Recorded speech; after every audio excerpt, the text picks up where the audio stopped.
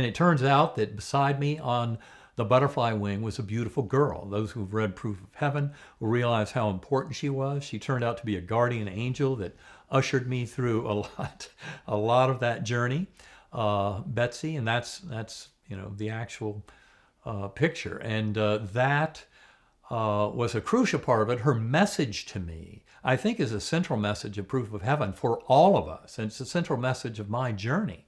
And it's for all souls. You are deeply loved and cherished forever. You have nothing to fear. You will be taken care of. And I cannot tell you how reassuring and comforting. I was home. That was the most comforting, right where I belonged, in this perfect kind of scenario. And yet that was only the beginning, because those angelic choirs above, emanating all those chants and hymns, that became yet another portal to higher and higher levels. And it was like going through a space warp. And I remember seeing the collapse of all of the lower realms, the four-dimensional space-time and the material of this earthly realm. But then there's also that entire layer of spiritual realm where it kind of intersects with the earthly. That's the same realm where, for example, we have life reviews at the time we die and leave the physical body. That's where we reunite with our higher soul.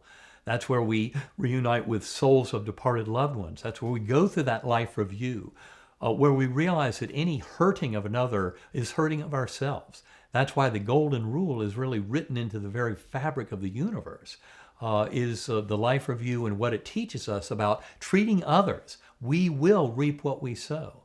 And so it's very important to kind of acknowledge that. And I remember it, though, with these angelic choirs above and this core, this beautiful journey and collapse, getting out to that core realm. The core is the part most absolutely inexplicable with any human words. It was a pure sense of oneness through all eternity, infinity. It was an absolute oneness with a co-creative force of that God force of pure binding love. And in that core realm, it's so hard to put into words, but I mean, the best analogy I can give, it was kind of like dancing on the edge of the event horizon of a black hole, where you're oscillating between oneness with pure divinity throughout all of eternity, and then the very first steps of kind of parcellation that go through multiple spiritual layers all the way down to the densest, to the material realm.